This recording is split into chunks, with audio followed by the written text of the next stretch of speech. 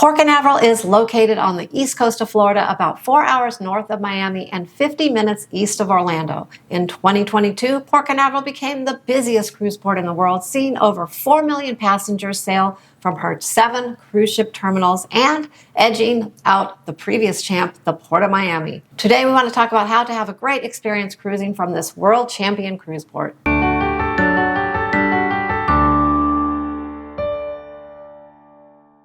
Hello everyone, it's Sharon and Jamie from Sharon and Travel. Welcome to our YouTube channel. And today we are going to continue our port guide videos with the focus on Port Canaveral.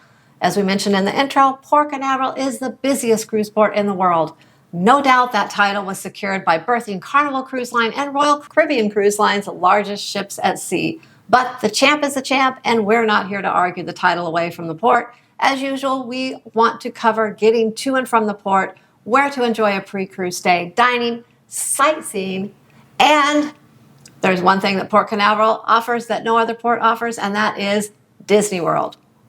That's right, Sharon. So let's start with travel to and from the port. Now, first off, congratulations to all the Floridians out there because you get to drive to the port. Us Arizonians, we don't have that luxury. We're still waiting for the Port of Arizona to be built. It looks like that's not going to be happening in the near future. So congrats to you guys. Now, Port Canaveral is actually about an hour or less away from 3 different airports. There's the Sanford International Airport. That's about an hour away from Port Canaveral. But unless you're flying Allegiant, Sun Country, or coming in from Canada on Flair or Swoop Airlines, Sanford probably won't be an option for you.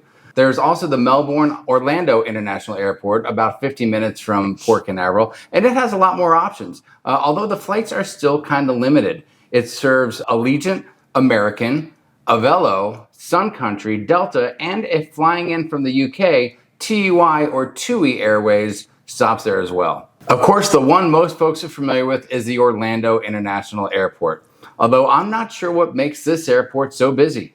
Orlando is by no means close to Port Canaveral. It's actually about a 45-minute drive, although once you are out of the airport area, it's a pretty straight shot east on the 528 expressway, and major traffic delays are not a regular occurrence. Now, you can make the decision to stay at a hotel near the airport and drive over to Port Canaveral the morning of the cruise, or you can get into Florida and head east to the port area right away.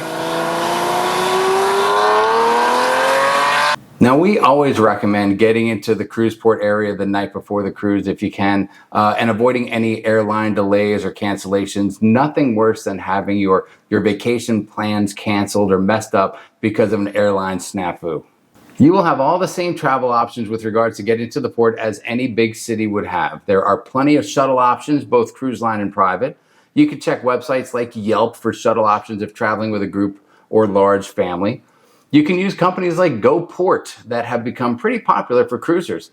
We haven't done a shuttle in a very long time because we always found ourselves waiting for others or having to stop at multiple pickup or drop-off locations before heading to our destination.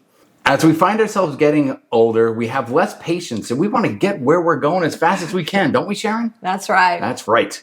Now, if you insist on being old school, a standard taxi ride will cost about $125 each way. Right now, Uber is giving me a price of about $82 for an Uber XL. And you could probably expect the same thing from Lyft, although sorry guys, we are just Uber folks, so that's why we usually quote Uber. Now, our favorite method of getting from the Orlando airport to the Port Canaveral area is renting a car. The area near the port has a number of major car rental drop-off pickup locations. Enterprise Budget and Avis are all just a short drive from the port, and they have shuttles going to and from the port as well. Now, these locations are small. They may only have a few folks working, and the process to pick up or drop off will take a little longer than usual, but we feel it's worth it.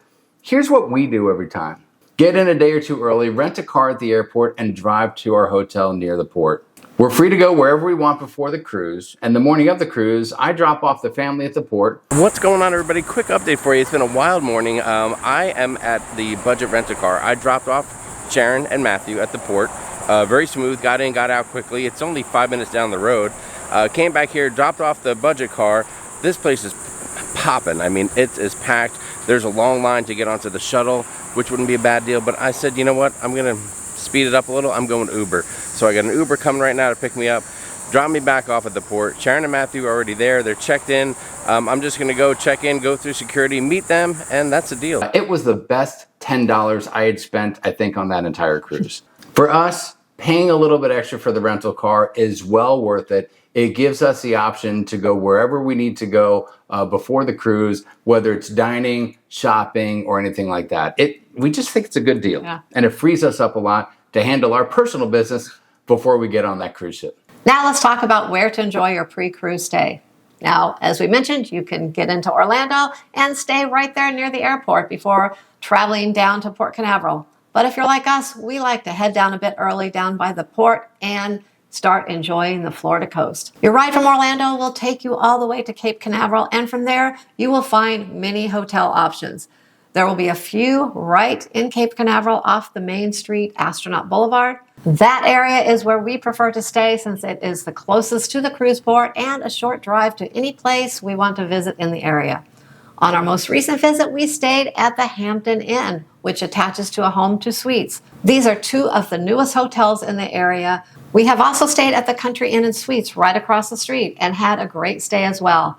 One thing these properties have in common that we always look forward to is the included buffet-style breakfast. We know it's not that fancy, but it saves us a few dollars and a lot of time worrying about where to eat breakfast before a busy day.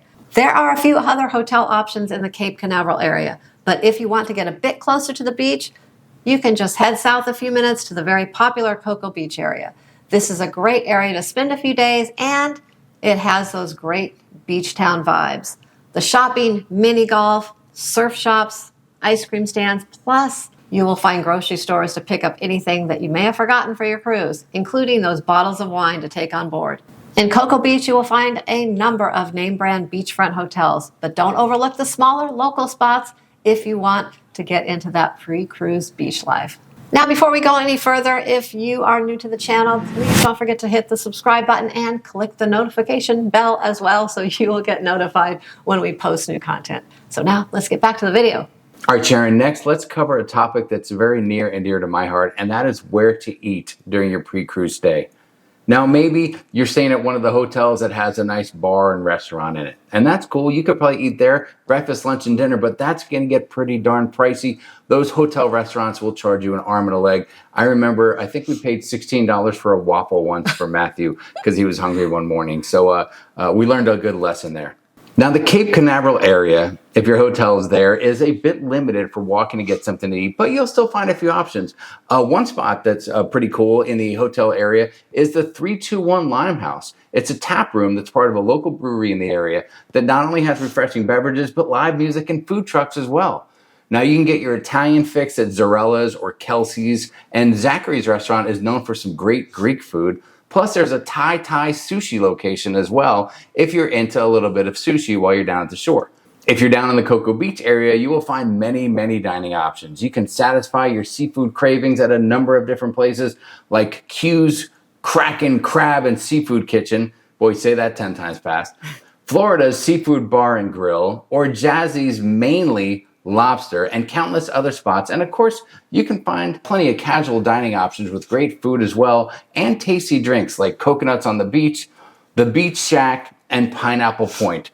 Now, the dining options in Cocoa Beach are endless, but if you're craving a look at the cruise port because you haven't seen it yet, or maybe you want an up-close look at a cruise ship, then there is a nice little spot just south of the cruise port that you might want to check out. On the south side of the port is an area with a number of spots right on the water. Grill's Seafood Deck and Tiki Bar, Rusty's Seafood and Oyster Bar, Gator's Dockside, and of course the popular Fish Lips Waterfront Bar and Grill are all right there, practically sharing the same parking lot. So Sharon, that sounds like the makings of a pretty cool port side bar crawl if you ask me. All right, so the end result is the only challenges you're gonna have if you're dining in the Port Canaveral Cocoa Beach area is how long is the wait list and which restaurant do you want to choose for you and your family? Well, all that food talk, Jamie, made me a little hungry. I'm sorry, Sharon, I'm sorry. But we have to go into talking a little bit about sightseeing and things to do around the cruise port area. So there are a number of fun things to do around Port Canaveral. You could just kind of hang out at the beach and bake in the sun. You can stop at one of the many fun shops or boutiques in the Cocoa Beach area, spend the day at Golf and Gator, where you can play a round of mini golf and then search for real alligators, maybe even getting a chance to hold one yourself. Head over to Jetty Park at the cruise port and watch many ships entering and leaving the port. Hopefully you will see a cruise ship up close and personal as well. Another awesome thing to do on your own or as a family is head over to the Kennedy Space Center, just a few minutes north of the cruise port. Dive into the history of space exploration, meet a real live astronaut, see Space Shuttle Atlantis, and get an up-close feel for the story of humans in space. We did this a few years ago, and it was truly an amazing experience. Oh yeah, and there's one more place you can check out while you are in the area, and I do recommend you do this after your cruise, and that is Disney World. We did this after a cruise once, and we were so glad we did because running around all the different parks at Disney World is way more exhausting than chilling on a cruise ship. And if we went there first, I'm not sure we would have the energy to cruise. All right, and one last thing we just want to talk about super quick is just debarkation. Now, we mentioned earlier there are 7 cruise terminals that could be debarking at any time in the Port Canaveral area. And it sounds like there would be insane traffic and it would be super congested, but it really doesn't quite get that way. The terminals are very well spread out. There's a number of different like entrances to get to different areas, lots of different parking lots. So everyone's not really on top of each other. So it's not quite as crazy as it sounds. It's a little bit easier to get out of there than, let's say, a Galveston area or something like that. So don't be too concerned about that. You can find a way out of there: Uber, shuttle, taxi, or you can grab the shuttle, go over to one of the rent-a-car places, grab a rental car, and start a whole new part of your vacation off. That's about all we have for you today. Hope this video was helpful and you learned a little bit more about cruising from the busiest cruise port in the world, Port Canaveral. If you have any cruise experiences of your own from Port Canaveral, please share them in the comments below. Thanks for watching, happy cruising, and we will see you in the next video.